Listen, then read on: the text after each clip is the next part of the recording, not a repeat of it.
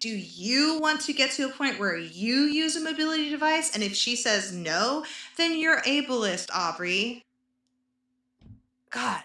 Oh, yeah. I only looked, but I never touched. Cause in my heart was a picture of it. Good morrow, everybody. My name is Robin, also known as Sunny Side Up Gal, and you are my Sunny Side Up pal. Welcome to my channel. Thank you so much for stopping by. If you are new here, oh my gosh. Hello. Welcome. Welcome very much. Welcome. If you're new here, please consider giving me a subscribe. And if you haven't already, go ahead and like the video just because I already know you're gonna like it. And if you are not new here, you look great. What are we doing here? Thank you so much for coming back. And I really hope you guys enjoy the video. We're gonna go ahead and jump right into it because we do not need to catch up. This is like my 4th video of the day today. Let's get to it. Actually, let's put those glasses back on because mommy can't see. Today's video is episode 2 of my Aubrey Hoffer series. If you haven't watched, go ahead and watch my first episode of Aubrey Hoffer where we chit chat and kind of introduce who she is. She is just very much an insufferable fat activist on the internet who spreads misinformation about obese bodies and likes to glorify give up culture, in my opinion. And we not like that. We not like that very much. No, we don't. Okay, me dislike her. She actually blocked me a couple years ago because I had a differing opinion from her and I stitched one of her videos. Bad on my part because then I was blocked from Instagram on her page and I don't have a TikTok. However, she does have a podcast and I have access to her podcast page. So I picked a few, actually, she did a huge segment on a specific topic from her podcast. So she did an entire, I think, series maybe on fat suits in Hollywood. As you can see on the screen, she's got some fat suit, it's got some things to say about fat suits in Hollywood, and we're gonna take a look. And we also have a special video that I wanted to rant about later on. Don't let me forget, guys. Don't let me forget. So Aubrey is definitely one of those people who has a problem with Hollywood hiring out thinner bodies to wear fat suits. So we all know that a lot of fat activists claim that obesity or like fat phobia is rooted in racism, which to me feels super offensive because racism was a very real terrible thing, or is a very real terrible thing. Was, girl, it happens all the time, right? Comparing being in a fat body to being in a black body is completely not even close to adjacent. You can't change that you're black.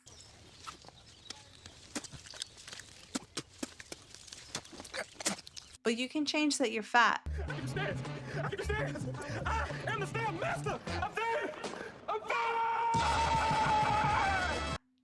And when you are fat and you compare yourself to being discriminated against because of your gender or your sexual identity or the color of your skin, I have a problem with that. Okay, and I seen on Fat Logic somebody had compared using fat suits as minstrelry. Minstrel is blackface basically, and ew. We don't like that. So we're going to jump into Aubrey's videos from her podcast page where she talks about using fat suits. The name of her podcast is called Informed Attraction. Informed Attraction. We talk about who the media tells you is hot and also the hamburger helper hand. So I guess she has this like boner for the hamburger helper man. I don't know. But basically she talks about what society says is hot, especially in Hollywood, like what TV or media tells you is good looking compared to what is not good looking. She has a super insufferable voice. So that's another thing that kind of gets to me about her. So just a fair warning, if you can't handle nasally voices, don't go away. Suck it up. Let's listen, okay? Keep watching. All right, so we're gonna go to the first video. I also have this other video that I will try not to forget to play, but it irked the shit out of me. So this is the first episode. Buckle up, boys. This is a 4-part series. So they had a 4-part, she says 4-part series on Instagram, but it was actually like 7, I think, videos or 7 reels. I don't know if it was a 4-part series, like 4-part episode for her podcast. Let's see here. New setup. In our current series, we're talking about the history of fat suits in media and why fat suits are usually pretty bad. You might be asking, well, what's the big deal with fat suits anyway? The problem with thin actors wearing fat suits is that in most portrayals, it's actively dehumanizing real-life fat people.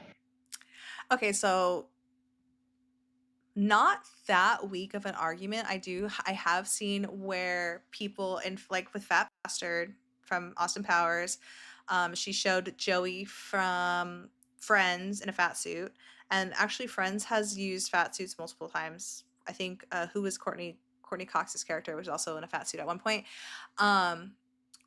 Fat suits are shown as like a defeat, almost like when people are in a fat suit on a show or in movies, it's like this was when I was at my worst or something like that. So she's claiming that as dehumanization. Let's see what else she has to say. They use the fat suit to That's How I Met Your Mother. This was when I think Barney broke up with Robin. Spoilers. And then he just started eating. No, this is actually when they were together and they got fat. So one of the arguments from How I Met Your Mother was like sometimes when people get unhappy in a relationship, they get too comfortable and then they get fat, like they stop being hot, which I think is facts. Like people get fat sometimes when they get too comfortable in a relationship. To make jokes out of a fat person's body, and then the thin actor is able to take the fat suit off at the end of the day. But for someone like me, I can't take my body off, so I have to continue living with these stereotypes from that portrayal. Portrayals of fat people. I think a lot of people can look at Friends or How I Met Your Mother and be like, this is an exaggeration, and fat people aren't really like that. Like, for example, this is a clip from Friends. This is Monica, and when she was fat, I've never watched the show. I'm a How I Met Your Mother person. I can probably tell you every single episode and like all that jazz. But I feel like you're either a Friends person or you're a How I Met Your Mother person. I'm a How I Met Your Mother person, okay? But this is Courtney Cox. Courtney Cox playing Monica. She's fat here and she's kind of like annoying. I think from the clips I've seen, like she's just kind of like over the top, maybe. But I feel like a lot of the times I feel like intelligent people can look at the TV screen and be like, this isn't real. Fat people aren't really like that. I'm not going to take this stereotype of a fat person and use it in my everyday life. I think that maybe I'm giving too much credit to people in the real world. I just don't think that people are inherently shitty. Like Fat Monica in Friends or Gwyneth Paltrow's character in Shallow Hell is one of my favorite movies. But I feel like it was necessary in this movie. What were they going to do? Get a separate actress to play Gwyneth Paltrow with her acting skills? And then have skinny Gwyneth Paltrow. So you're going to pay two actresses to play the same character? That just doesn't seem right to me. It seems stupid because we're smart and your face doesn't change much when you're fat. Like you can still see that's you, you know? How don't actually bring any nuance to the lived experience of fat people. They just play them for laughs and I don't think that Gwyneth Paltrow's character was played for laughs. I mean, it was a comedy, yeah, but I don't think she still played like I think that Rosemary was a great character. Like the nicest lady. Is that too bad of a stereotype? She was a nice gal. She was a volunteer at a hospital. She was gonna join the freaking Peace Corps. The Peace Corps in a 600-pound body. I'm sure she probably wasn't 600 pounds, but like the Peace Corps is not. I don't think it's made for. I feel like there's a body limit. I feel like there's a weight limit. If you know anybody in the Peace Corps, please tell me if there's a weight limit because I don't think that Rosemary would be able to go. reinforce the ideas that fat people are gluttonous, lazy, or undesirable. I'm going to be mean. A lot of fat people are lazy, though. And a lot of fat people are gluttonous. I'm not saying that everybody is undesirable. I feel like desirability is subjective. But you are lazy and you are gluttonous. I don't know. You know, not everybody, but a majority. You see a lot of obese people being gluttonous.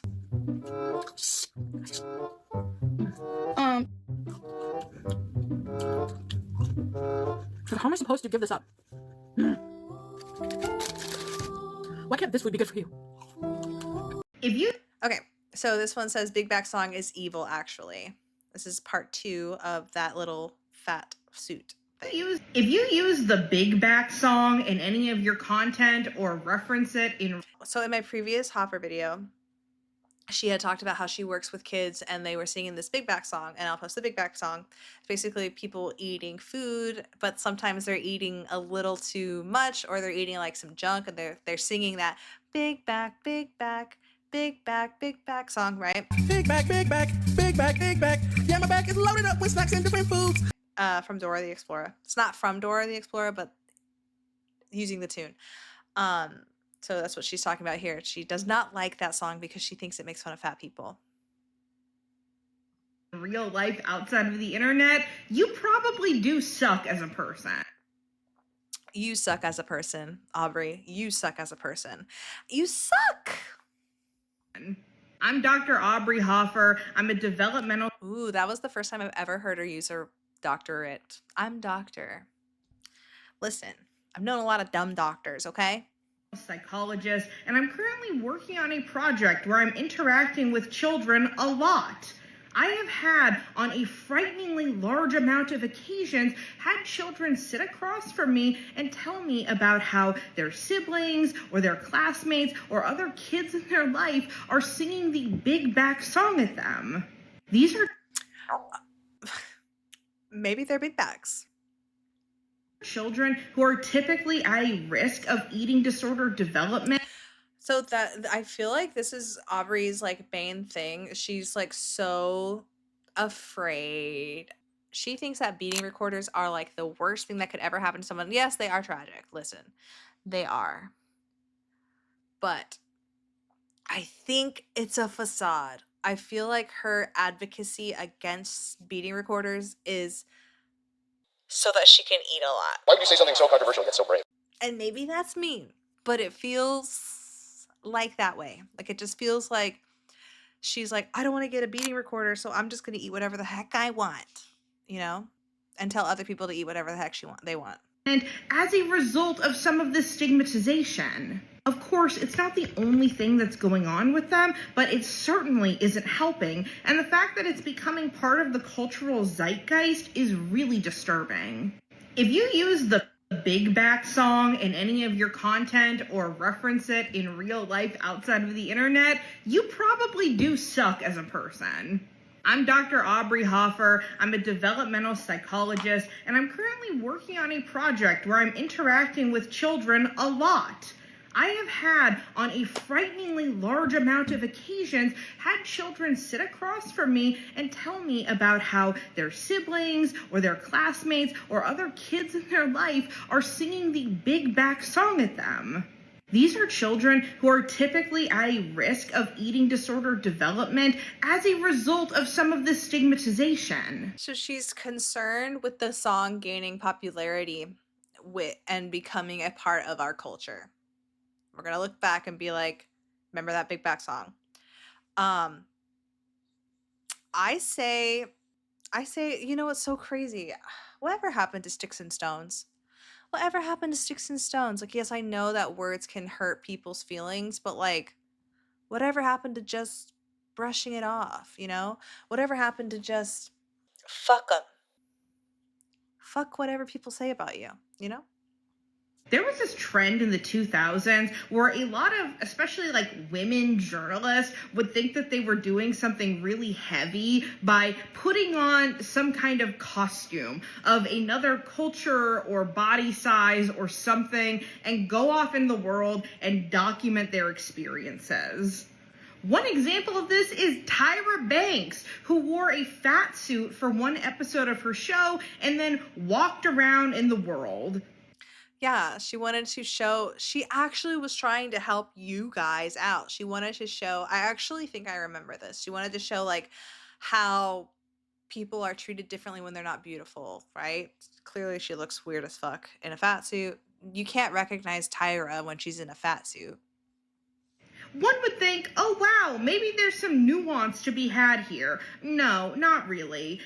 Basically, Tyra Banks has these blind dates with these guys, and they're like, you're gross and ugly, I don't like you. And then she's like, actually, I'm Tyra Banks. And they're like, whoa, you're actually super hot. What pieces like this actually did was just reinforce the belief. No. You're just mad because it was a skinny person that showed how shitty people can be. If it was a fat person showing how shitty people can be, you'd be okay with it. However, she still tried to show that people will treat you differently in fatter bodies. Isn't that like what you guys want? You want the proof. You want people to know that fat people are treated differently. I feel like they're never going to be happy. Fat activists will never be happy. That like minoritized people have bad experiences or that it sucks to be them. There was this You say that it sucks to be y'all all the time. You're just upset because it was Tyra.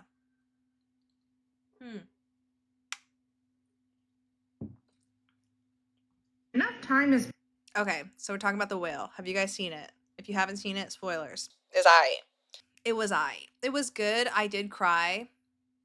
First of all, we love seeing Brendan Fraser back in the flicks, okay? What a comeback. We love him.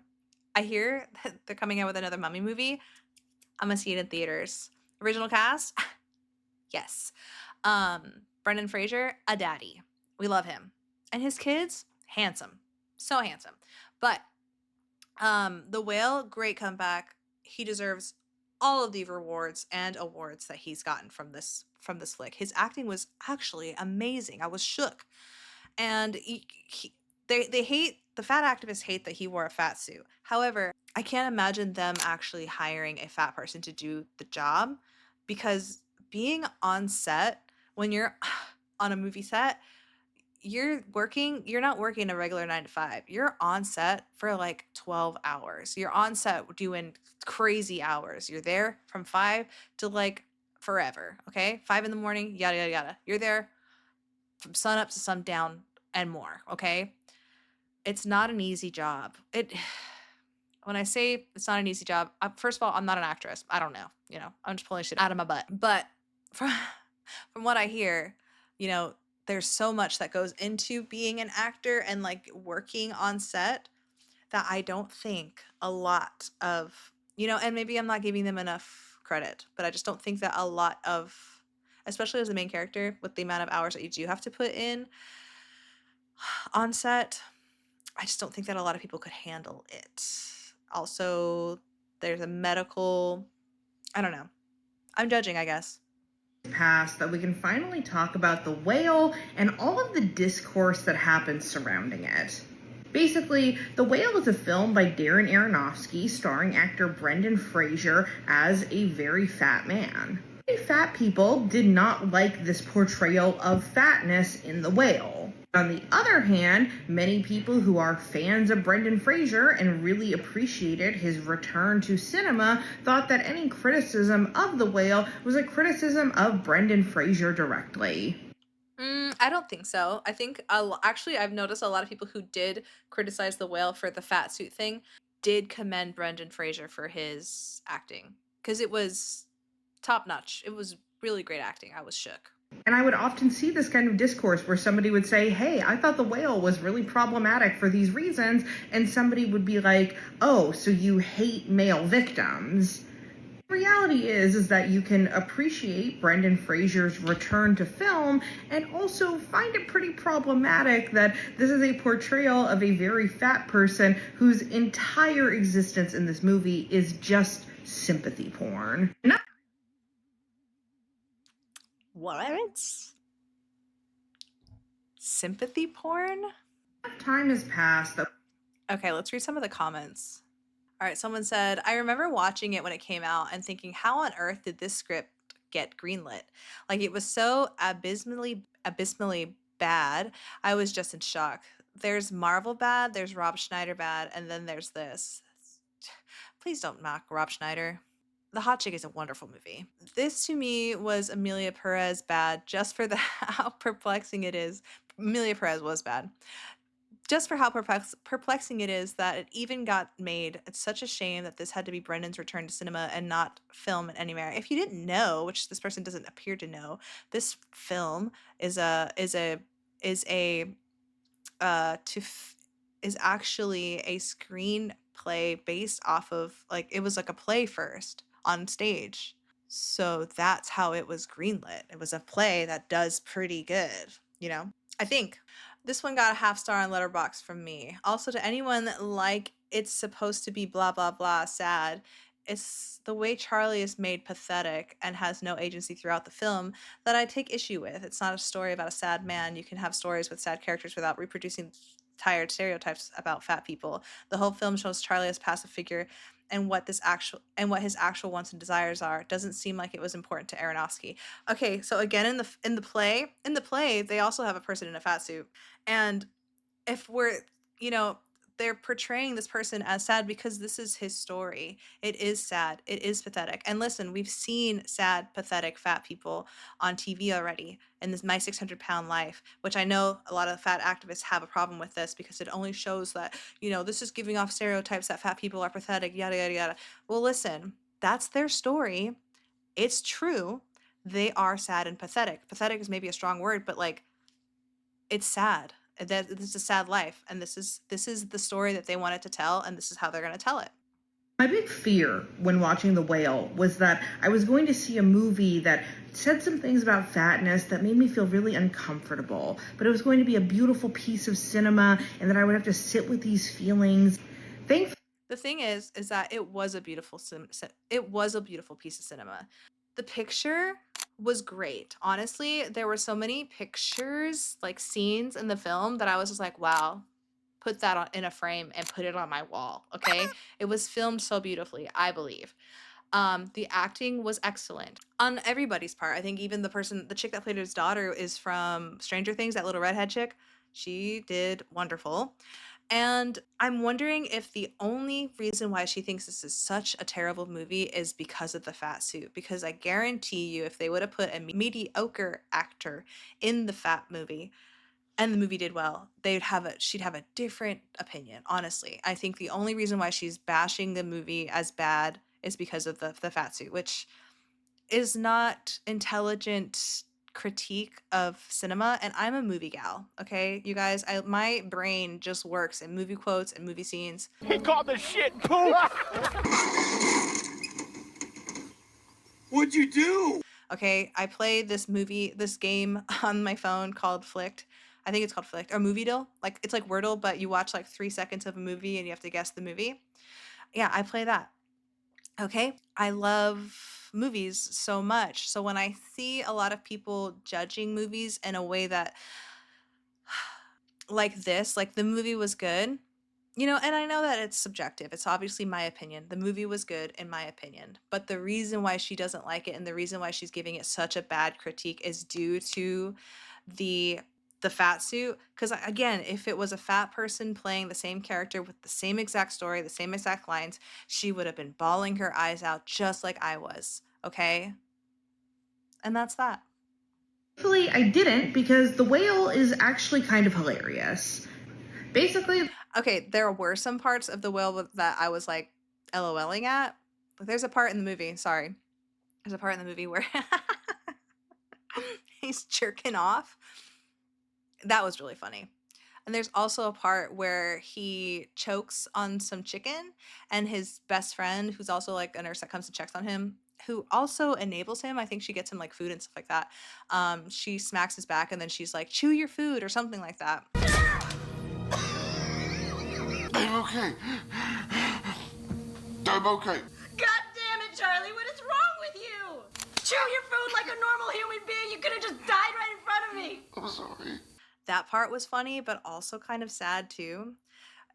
He is portrayed as super pathetic, but at the same time, like we've seen on My 600-Pound Life, a lot of people of this stature are unfortunately sad and pathetic. At any moment, my life could be over because I got too big. And I hate being like this. It's unbearable. And I always knew I would be bigger, but I let it get so much worse. The plot of The Whale follows a sad fat man being sad and fat. And it Because that happens. They're shedding light in a Hollywood setting of these fat people who have sad lives. Like, you can't tell me that they don't exist because you're unhappy because they put a thin person in a fat suit. You can't tell me that this story doesn't resonate with somebody out there. isn't it so sad that he is so fat? And the entire movie, And it's not that the movie isn't, it's so sad because he's so fat. The movie is, it's so sad because he's so lonely. Yes, he's fat. He's lonely. He's, so spoilers, he's gay, and he lost his gay lover, and he's actually best friends with his husband's sister, and his husband's sister like left him or his husband's family like deserted them because they're gay, and that's sad. And these stories happen, and the movie and the play shed some light on real life situations. Like, that happens to this is somebody's story. Somebody can watch this story and be like, yeah, that happened to me, you know? But because it was a thin person in a fat suit, we get these nasty reviews. is based on this premise that because he is fat, we should be mean to him. What? I don't remember anybody being mean to him. He's like the nicest guy. Well, first of all, he doesn't leave his house, so I don't think there's a lot of room. I think the only situation where I think somebody was like kind of like ugh, was he has this like regular pizza guy that delivers food to him, and I think he waited, like the pizza guy waited for him to come outside to grab the pizza so he can take a look at this like gigantic person, right? I don't really remember anybody being mean to him though. I remember in the movie he leaves his wife and kid for his husband. So I think that was like, I think his wife and kid kind of hate him, but it's not because he's fat. It's just he got fat because he started, trauma, right? I'm not saying that that's a good excuse to get fat, but that just happens to people. You got to do something better, sad, but it happens. We don't like give up culture, and unfortunately Charlie gave up. Because it is his fault that he is fat. And then there's also I really don't remember anybody being mean to him for being fat in that movie. I just remember seeing the sadness. I do. And just like his everyday life, I don't think he ever left the house. I really don't. He ordered food all the time, and his friend brought him food, I think. But even I don't think his house is even like in disarray because he doesn't really leave very often. Maybe I need to rewatch it. I have it. I bought it actually. So this through line of because he is traumatized, he is fat, and if he only healed, then he would be thin and he could have his life back. This is a sentiment I've heard. I mean, yeah, I wish he could have healed. In other spaces online about being fat and trauma, this idea that if you were to heal from your trauma, you would then be rewarded by having a conventionally attractive body. So she's like, what's the embellishing? Like, that's such an embellishment. Like, nobody has ever put those words together. If you heal your trauma, you'll be rewarded with this conventionally attractive body. Like, nobody's ever worded the healing of trauma in such a way. Like, she's so it's so put on. I don't know. But no, I mean, like, once you heal your trauma, you stop you can work towards stopping your binge eating. You can work towards finding better ways to cope with painful memories, The same thing for like somebody who's an alcoholic. If they healed their trauma, they could eventually stop drinking alcohol. That's why it's important for people to, seek therapy when bad shit happens to you. One of my main issues with The Whale was not just its portrayal of fatness in general, but also the ableism embedded within it. Throughout the film, Oh, brother, this guy stinks! we see Charlie use several mobility devices, and at each point in the plot, the way that it's shot and the way other characters react are supposed to make us, the audience, view that as pathetic or bad or unnecessary. So they're talking about, I believe, when he's using like a walker to get through his house. This poor guy who had light in his eyes with his husband has now become trapped in his own house and in his own body. Like he's trapped in his body. So yeah, it is a little sad. You wouldn't feel a little sorry for people who have, you know, to use a walker because they've eaten themselves to death? Do I just hide my emotions from you? Now you're asking me to mask my emotions because of how it makes you feel? That I will not do. I guess so. And I do hear this kind of rhetoric where if a fat person requires a mobility device, that they're supposed to be ashamed of that. Even if your goal is that you think that fat... No, the only thing that I judge fat people for using mobility devices is if I know for damn sure that you can walk and you're stealing a mobility scooter, a rascal from some old lady at Walmart, I will be judging you. I will be judging you. But if you are like, you know, if you really can't walk, I'm not going to say anything. I'm not even going to say anything to you at the store if you still use the rascal. I'm just going to judge you quietly. People should be attempting to lose weight. Like, do you still want them to be able to exist in society? The thing is that Charlie didn't exist in society. He was trapped in his house because Charlie was too fat to get out of his house and walk around. Too fat and ashamed, actually. But do you want him to not exist in society? Because sometimes people get so fat that they can't leave their house. So what are you saying, Aubrey? Do you want them to be able to be part of their community? Do you? Because when you're too fat, you can't leave your house. You have no community, Aubrey. Doctor? Get up, to use the bathroom, to take showers. Do you want that? Do you want them to take a shower, Aubrey? Because when you get so fat, sometimes you have to use the counter to wipe your ass. Do you want that, Aubrey? Or do you say, don't worry about losing the weight. Use the counter. Answer is yes, then you shouldn't be shaming anyone for needing a mobility device. Because you do not get to decide or pick and choose who does and doesn't need mobility. I want to leave a comment. I want to be like, do you want to get to a point where you use a mobility device? And if she says no, then you're ableist, Aubrey. God. So she just finished all of those little ranties. Okay, in a landscape where we have such little positive representation of fat people, why did we need this story? Why now? What is the purpose and intent? Again, this was a play before it was a movie, Aubrey, and she never even mentioned that, which means, what does that mean, y'all? Say it together. She did not do much research.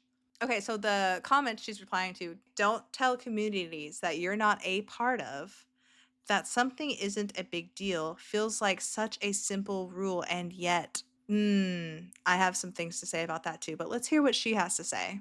Well, and that's the thing, right? Is there are people who think The Whale is a good movie, and that's okay. You can be a person who thinks that The Whale is a good movie, and you can also be sympathetic to people who are like, hey, I'm part of the group that's depicted in this movie, and so it's giving you can think that this movie is a good movie, or you can be wrong. That's what her energy is giving me. I feel like this is bad.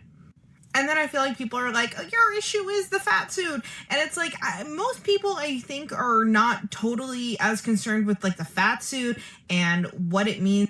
It is the fat suit though, because if you put a fat person in that movie instead of Brendan Fraser, I feel like she would have liked the movie because it is a real life situation, you guys. We've seen it.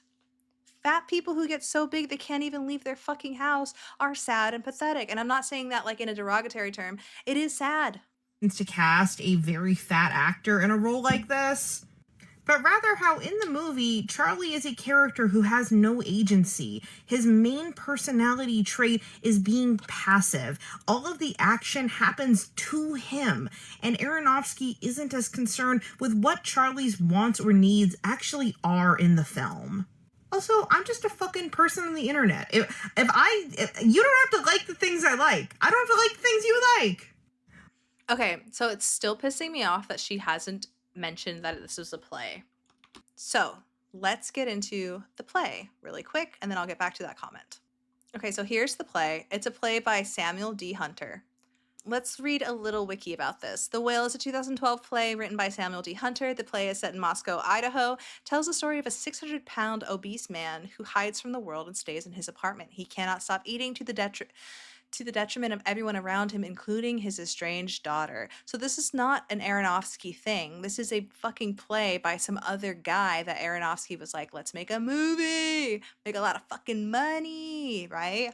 Charlie is over 40 years old and morbidly obese. Liz, his sister-in-law, is a nurse. Citric Paul Hopkins called her Charlie's enabler because she feeds him junk food. Yes, she brings him chicken and shit. Despite his enormous weight and her own pleading with him to do better and get better medical care. Okay, so Hunter, when he created this play, Hunter stated that his reflections on teaching were the initial point of inspiration for The Whale, because in The Whale, Charlie is a teacher, but he's like an online teacher. It's very post-pandemic, right?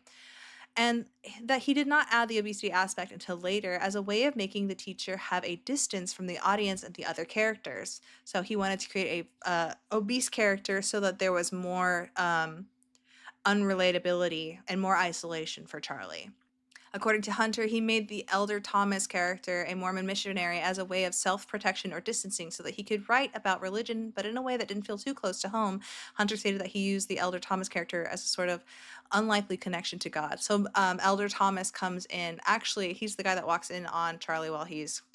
Oh! Ew! Dude! What the fuck? Right? And they kind of get together and talk about God and stuff. Okay, so I would say that the play did pretty okay. I mean, it's not like Broadway or anything like that. Off-Broadway production, like it had a Tokyo premiere in 2023, probably after the movie. But let's see if there was any, did it get any awards? So it's kind of like an underground play, I think, and I think Aronofsky was just like, let's make a movie. Okay, Aronofsky saw the play in 2012 and wanted to adapt it into film, but he put the project on hold for years because he couldn't find the right actor to play Charlie. The Whale stars Brendan Fraser as Charlie and received mixed reviews from critics, but particular praise as it was directed towards the acting. Yeah, the acting was amazing. Like, if you don't like the writing of the play, at least give something to the actors. Like, god damn. Mommy was crying. And even the makeup was really good because, like, he really did look like a million pounds. I was in makeup school when that movie came out, and I talked about how fat suits made me really uncomfortable, and the way everyone in class, including the teacher, pounced on me for being, and then it doesn't really finish it. The caption is, "Fat suits are so weird, but sure, Oscars makeup category, give us another." All right. To me, it feels like a lot of, oh God. You can't be serious. It feels a lot like casting cis actors to play trans people. You cannot be serious! It's totally made up. Sure, the representation is nice, but it would have been much more impactful if the actor was allowed to actually be from that marginalized group. Portraying people but excluding them from actually being a part of that representation is so ugh. Okay. In the first episode of this series about fat suits, we talk about the history of fat suits. Basically, for most of history, when they were just trying to show a fat body, like a thin person being a fat person, it was like a pillow under the shirt. But then in the 90s, you have new technology, and you have makeup artists like Rick Baker who are doing the Nutty Professor, doing these like latex fat suits, which in many ways I think are improvements, right? Like, it actually shows the way that fat falls on a body, regardless of whether you think that thin people should or shouldn't wear fat suits for movies. And I talk about this in the episode, right? Like, I have to talk myself into such a specific scenario to be able to think a fat suit is justified. Like, sure, if there's a movie... Yeah, so situations where a fat suit is justified, if somebody has to show extreme weight loss, you're not going to hire a fat person and expect them to lose 400 pounds, right? Like in Just Friends. Remember that movie Just Friends with Ryan Reynolds? He was really fat as a high schooler, and then he got super fit, yada, yada, yada. They're not going to expect Ryan Reynolds to get to 600 pounds. Well, he wasn't 600, whatever, to 400 pounds and then lose the weight. You know, you will not expect that. Another reason would be, again, a flashback situation. I think another good reason would be to show the decline of someone's mental health. It's very, very common for someone with mental health issues to gain a lot of weight in a short period of time. So I think that that's not, out of reality, you know, it's not a stray from reality to do something like that. And then another reason why you would use a fat suit would be because maybe the person in maybe the character, the fat character, is somebody who has to do a lot of actual physical activity, you know? Like, I mean, they say fat people are active, but finding a very active fat person who is an actor with great acting skills is probably difficult in Hollywood. It's probably difficult in Hollywood, and they don't do open casting calls anymore. We know that. We don't do that. That's why everybody in movies nowadays is like fucking Timothy Chalamet, Anya Taylor, Mia Goth, like, you know what I mean? I mean, they're good actors, but okay. Where it requires a character to lose a substantial amount of weight and go from fat to thin. Sure, have a fat suit. Otherwise, it's just like, what are we doing here? What? Cast a fat person. In the first episode of this, not every fat person is going to be qualified. That's what I'm saying, you know? There's so many qualified actors who can do the actual part. Like Brendan Fraser, he's not a fat person. He was overweight when he did it. But, I mean, I don't think anybody else, I don't think you could have put Timothy Chalamet. I don't think that you could put, who's a huge fat male actor?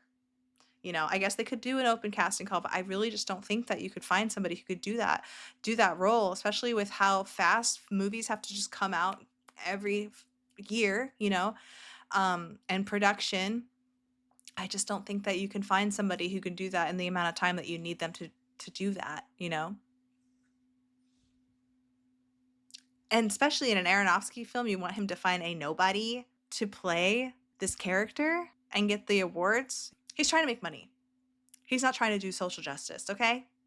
He's not trying to fight for fat acceptance rights, okay? I choose to believe that Oscar was for him as an actor overall and not for the movie, because as much as I adore and look up to Brendan Fraser, The Whale was terrible. I really don't think it was that terrible. I will be honest with you, the ending, kind of terrible. Kind of terrible. Kind of cringe. If you haven't watched it, spoiler, I guess, you can skip, you know? In the end, he has his daughter read the short story that he wrote, which was like his swan song, basically. Like that was like his go-to story that made him happy because he was estranged from his ex-wife and his daughter. And she reads the story while he's like trying to stand up, and then he like dies of a heart attack while he's like walking towards her. And she says, "Daddy," and then you cry. It was actually really beautiful, but it was cringe at the same time because he dies like this. Like he's getting ascended, like the fucking rapture.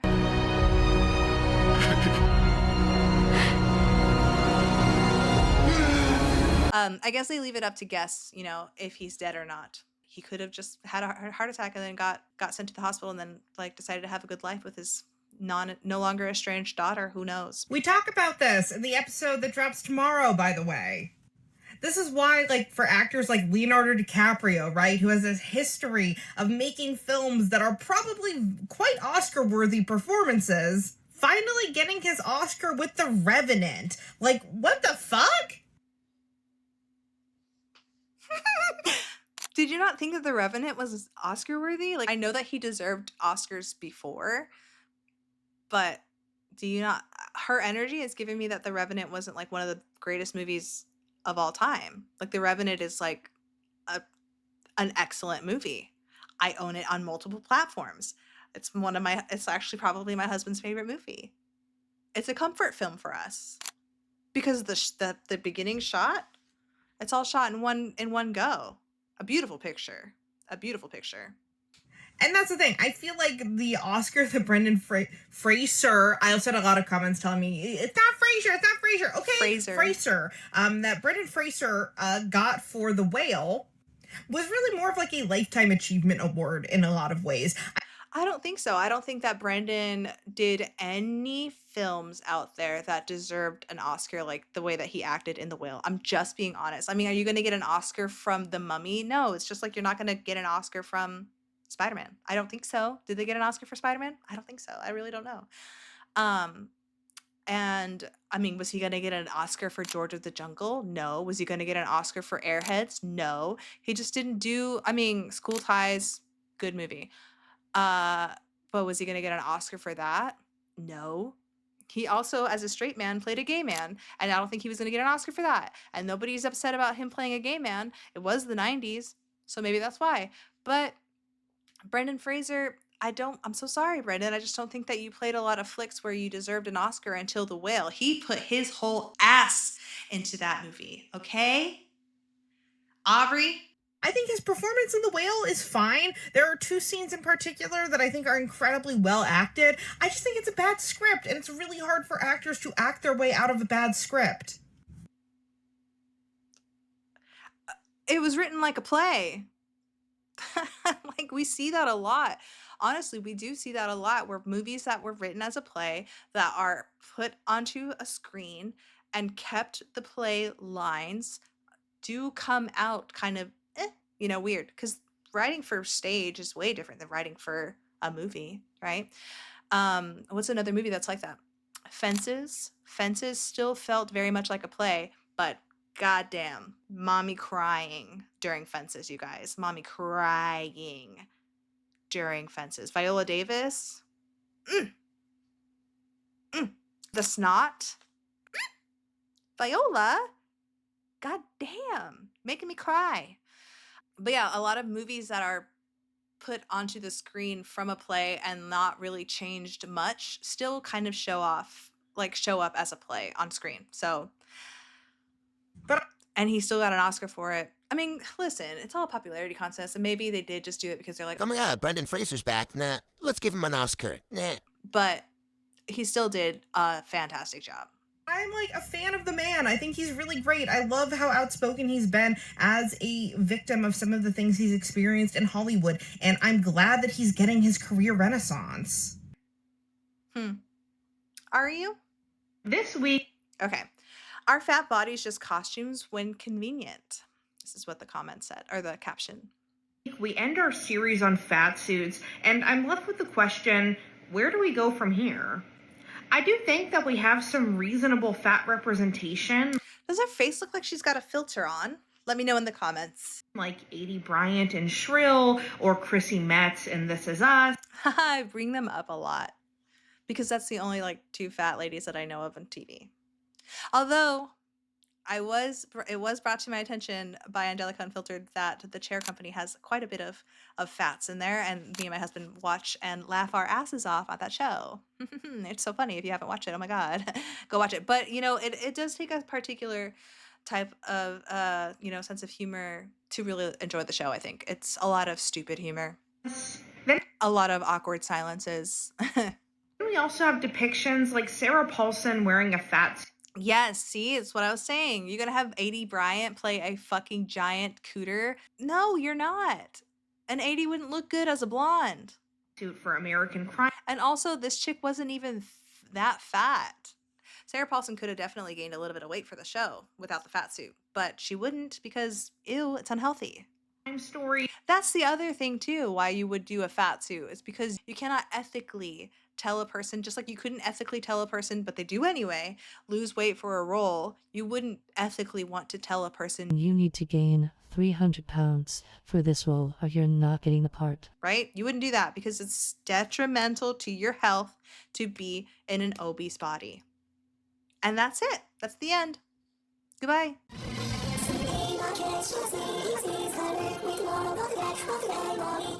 Or Emma Thompson wearing a fat suit in Matilda the Musical. Okay, so another little bit of research that she refused to do. This is not a fat suit. It's actually to show Trunchbull's muscularity because she's a fucking Olympian. It's muscle. It's a muscle suit.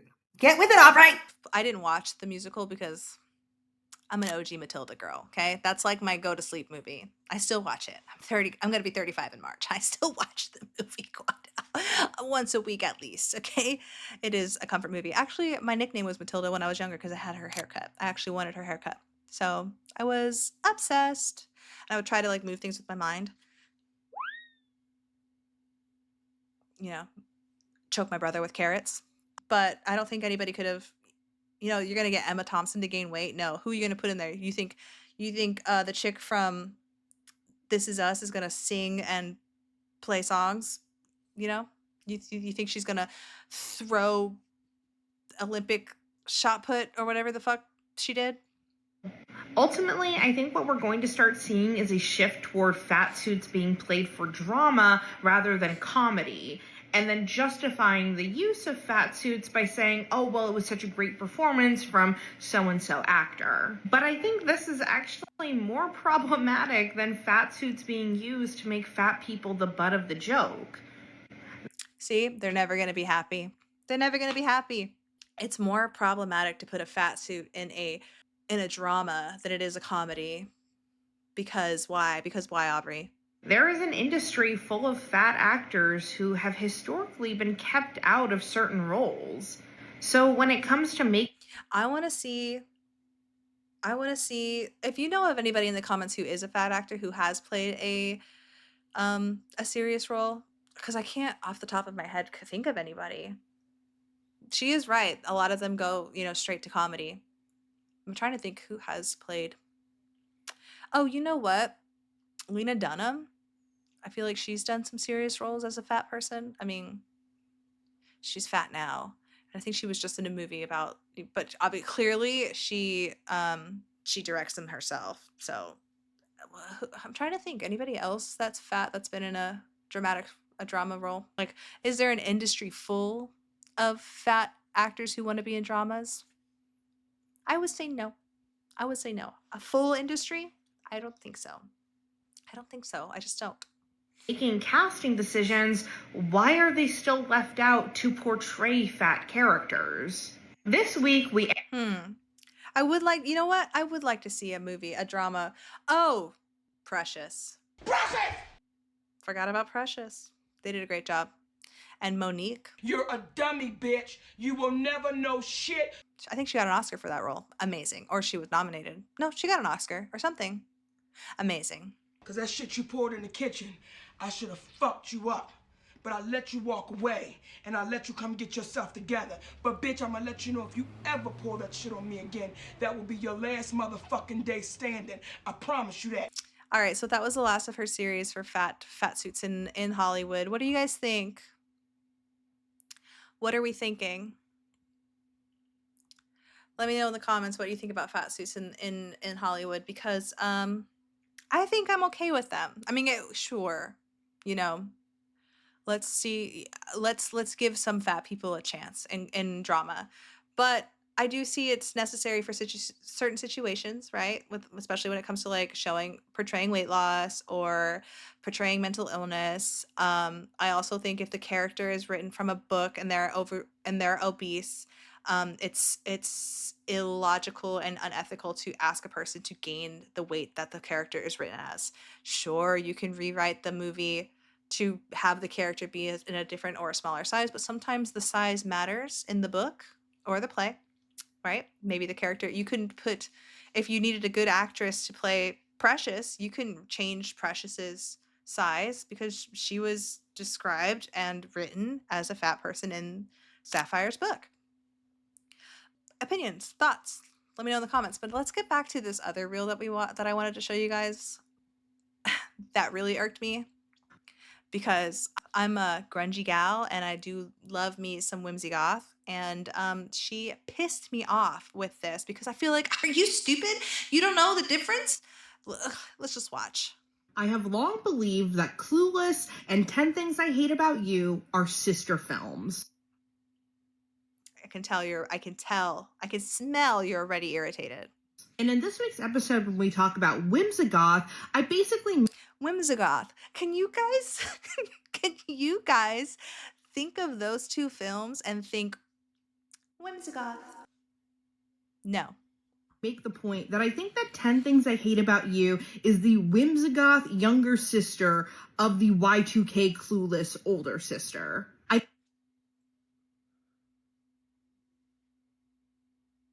Do you see the issue that I'm having right now? 10 Things I Hate About You is nowhere near Whimsygoth. Sure, it's 90s. Maybe there are some Whimsygoth like articles of clothing, possibly, maybe some accessories. Sure. Is it Whimsygoth? No. And then let's get to Clueless. Clueless was filmed in 1995. So what in the hell do you mean Y2K? All right, we're going to talk about my personal opinion of the movie. And again, the reason why I'm even doing this voiceover is I was talking to a couple people and I was like, hey, do you think that Clueless is Y2K? Apparently, Clueless is like a good precursor for Y2K. A lot of Y2K style is influenced by some of the outfits in Clueless. Like, they're not influenced directly by Clueless, but like the tube tops, the just the schoolgirl shit. But anyway, I wanted to. I'm not getting a ton of Y2K here. It's still screaming 90s to me, especially Paul Rudd's character. I think the most like Y2K character of the movie is actually Amber. I was telling a friend, I was like, I think it's because I think Y2K outfits and stuff are kind of just stupid altogether. But as an adult watching Clueless, I kind of think that Amber is the cutest and prettiest. But also, is it because I love bangs? But I really do think that she has a cute face. And I love her sense of style. But I also think I'm stupid. But yeah, it's really just the movie in general. I think I overreacted in being like, what the hell do you mean? The movie in general is just not screaming Y2K to me. See, even right here, it's very 90s. But that's because she's like a grunge gal. Brittany Murphy, RIP, baby girl. I miss you, baby. I miss you. But it's not screaming Y2K to me as much as like the Lizzie McGuire movie, Josie and the Pussycats. I mean, clearly Xenon. Like, I'm thinking more futuristic. I'm thinking more like I'm getting a lot of metallics when I'm thinking Y2K. 10 Things I Hate About You was 1999, and 10 Things I Hate About You was barely Y2K. I don't think I see anything. When I think of Y2K, I think of like inflatable seats. There was this huge moment in the early 2000s where everybody was like, we're going to have inflatable furniture. And I had a purple inflatable chair. I think futuristic vibes. I think Xenon, I think of just not that. Like, I don't put Whimsygoth or Y2K in any of those movies ever. Let's continue. I think we see this in the staging, having it be in this Pacific Northwest, ivy-covered school. A lot of the costume design. So she's going, oh my god, this purple dress with this like silk shawl is Whimsygoth, because Whimsygoth is a lot of purple.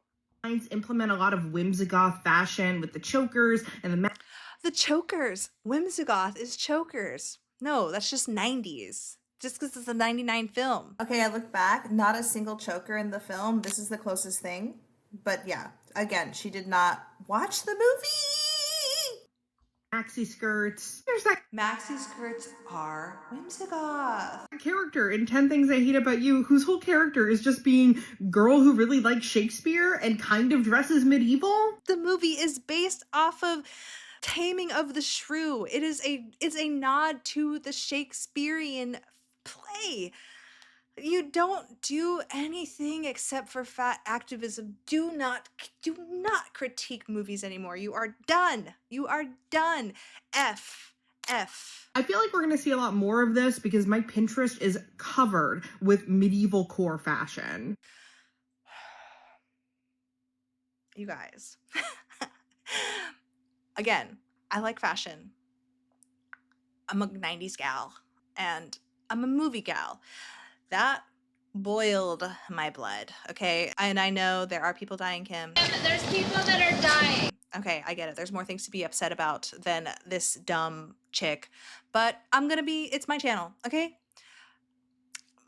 But anyway, time for me to have some water and just kind of chill out with my puppy. So I really hope you guys enjoyed the video. Again, if you haven't already, like the video, like it, and then subscribe. I do offer memberships. It's only $2 a month, and you get an extra members only, never to be public video just for you. And you also get, some other things like special emojis, and you get I do some like member only posts and member only reels. I haven't done any reels this week though. I will. Let me know in the comments below, what are your opinions about Dr. Aubrey Hoffer? And what are your opinions about her interpretation of Whimsygoth and Y2K and relating them to 10 Things I Hate About You and Clueless, iconic films that have nothing to do with Y2K or Whimsygoth? Tell me. Goodbye. Holding hands, making plans, and it's lucky for you, you understand.